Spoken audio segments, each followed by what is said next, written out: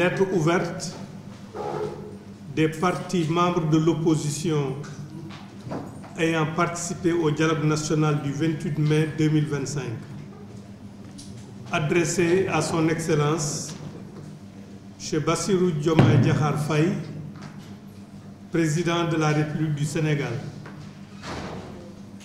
Dakar, le 5 août 2025.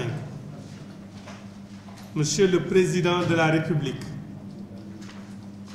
c'est toujours pénétré des vertus du dialogue, du sens du consensus et du traitement pacifique des différents politiques. Vertus du dialogue qui ont si heureusement marqué la belle histoire de notre pays et de sa démocratie que nous, membres de l'opposition ayant participé au dialogue, vous adressons cette lettre ouverte.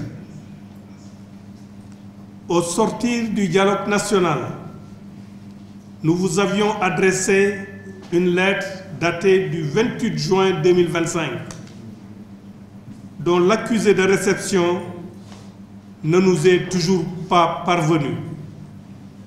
C'est pour cela que nous avons estimé que notre deuxième lettre à vous destinée devrait être publiée afin de prendre à témoin l'opinion nationale, africaine et internationale. Monsieur le Président, notre attachement à la concertation est tel qu'en dépit de l'atmosphère très lourde dans notre pays, atmosphère faite de brimades, d'arrestations et d'emprisonnement tout azimut, avec atteinte notoire aux libertés et à la présomption d'innocence, nous avions accepté d'aller au dialogue, afin, entre autres, de pouvoir soulever nos préoccupations sur ces graves sujets. Au demeurant, nous ne saurions passer sous silence l'appel qui vous a été lancé par nos soins à la fin de la cérémonie de clôture du dialogue. En effet, nous fondons sur votre engagement public, je cite, à rassembler, à rassurer et à réconcilier, fin de citation, les Sénégalais.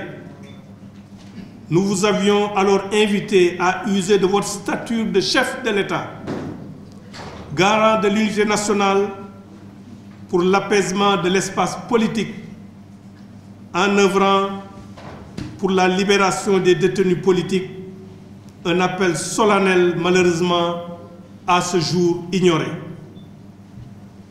De surcroît, et comme vous le savez sûrement, tous nos amendements à l'ordre du jour des thèmes du dialogue, y compris ceux portant sur les pressantes questions économiques et sociales, qui méritaient à notre sens une sérieuse attention, tous ces amendements ont été rejetés.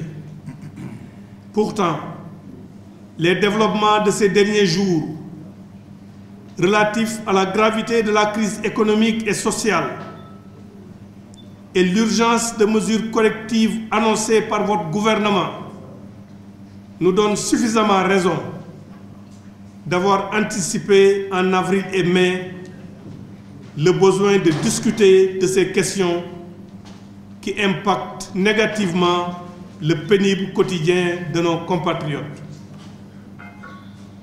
Mais devant ce refus manifeste de l'inclusion des préoccupations de l'opposition et mettant toujours le Sénégal au-dessus de tout, nous avions néanmoins gardé espoir, comme vous en aviez pris l'engagement, que les points de consensus seraient mis en œuvre et que le reste serait réservé à l'avenir. Notre conviction demeure que non seulement notre pays le mérite, mais notre pays y trouve un grand intérêt. C'est donc avec une très grande surprise que nous avons d'abord noté la remise d'un rapport forcément inachevé et absolument non consensuel au chef de l'État par un groupe non représentatif des principales composantes du dialogue national. En effet, pas un seul représentant de la centaine de partis de notre groupe n'a été officiellement averti de ce dépôt de rapport. Par ailleurs, il nous semble essentiel d'indiquer que l'importante commission démocratie, liberté et droits humains, dont le faible niveau de consensus obtenu traduit un échec incontestable rapporté aux objectifs de consensus les plus larges possibles que vous aviez assignés aux acteurs et aux travaux du dialogue. Cette importante commission devrait détourner à elle seule de la précipitation avec laquelle ce rapport vous a été remis. En effet, comment peut-on aller devant le président de la République et lui soumettre si peu de consensus trouvé sur des questions qui affectent le plus la vie et le progrès démocratique de la nation? Les auteurs d'une telle démarche ont brûlé l'étape de concertation complémentaire visant à renforcer les consensus pour les habiller d'une certaine respectabilité. Outre les 26% entre guillemets de consensus, ceux qui se sont présentés à vous de façon sectaire et non inclusive savent qu'il était convenu entre les acteurs de considérer certaines conclusions comme étant provisoires et devant faire l'objet d'échanges pour des formulations consensuelles définitives avant de vous les soumettre. En procédant comme ils l'ont fait, ils contraignent toute l'opposition et beaucoup d'organisations de la société civile, les organisations de femmes en particulier, à rejeter catégoriquement ce rapport, ne pouvant les engager. Plus grave, ils vous ont amené à prendre un arrêté mettant en place un mécanisme avec des personnalités et des experts respectés pour, je cite, rédiger les avant-projets de textes relatifs aux recommandations, fin de citation, pour ensuite, je cite, tenir des sessions élargies de validation des avant-projets de textes et enfin, préparer les exposés de motifs et rapports de présentation, fin de citation, qui vous permettront de respecter votre engagement de valider les consensus obtenus et de les insérer dans les corpus législatifs et réglementaires régissant le système démocratique de notre pays. Monsieur le Président de la République, vous conviendrez aisément avec nous que tel n'était pas l'objectif principal du dialogue. La consigne, c'était plutôt prenez le temps de discuter, de dialoguer, de vous entendre sur le maximum de sujets importants pour la marche de la nation. Et je vous soutiendrai en les validant et en organisant leur mise en œuvre.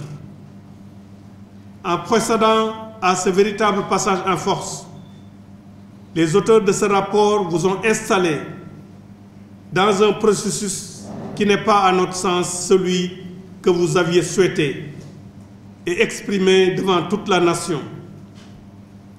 En lieu et place de ce qui est entrepris, le dialogue national sur le système politique a besoin, pour aboutir de façon heureuse, a besoin d'un véritable comité de suivi dans lequel siégeraient les différentes parties prenantes. Monsieur le Président de la République, nous vous le disons sans phare, ce qui est ainsi fait est aux antipodes de l'esprit du dialogue que vous avez initié et auquel nous avons, malgré tout, répondu. Ensemble, nous constatons le paradoxe d'une crise créée par les auteurs de ce rapport partiel et profondément non représentatif, ajoutant de la difficulté aux difficultés déjà existantes et que nous voulions de concert lever. Si ce biais n'était pas rectifié, et quelle que soit notre profonde conviction que nous avions absolument raison de participer à ce dialogue national, nous serions au regret de ne pouvoir endosser ce rapport et les recommandations qui en sont issues. Il en serait ainsi parce que nous sommes persuadés que ces recommandations, au lieu d'être consolidantes pour notre démocratie, pour les libertés et pour les droits humains, aboutiront à des textes de discorde, de division et de fracture démocratique davantage poussés. Nous avons cru percevoir un certain sens de l'urgence et de l'intérêt national dans vos appels constants à la réconciliation et à la sérénité dans la conduite des réformes aujourd'hui devenues matures. Voilà pourquoi nous ne désespérons pas qu'avec vous, qu'avec nous, vous œuvrerez pour un Sénégal meilleur, pour tous ses fils, pour un Sénégal toujours exemplaire en Afrique. Merci pour votre attention. C'était la lecture de la lettre ouverte.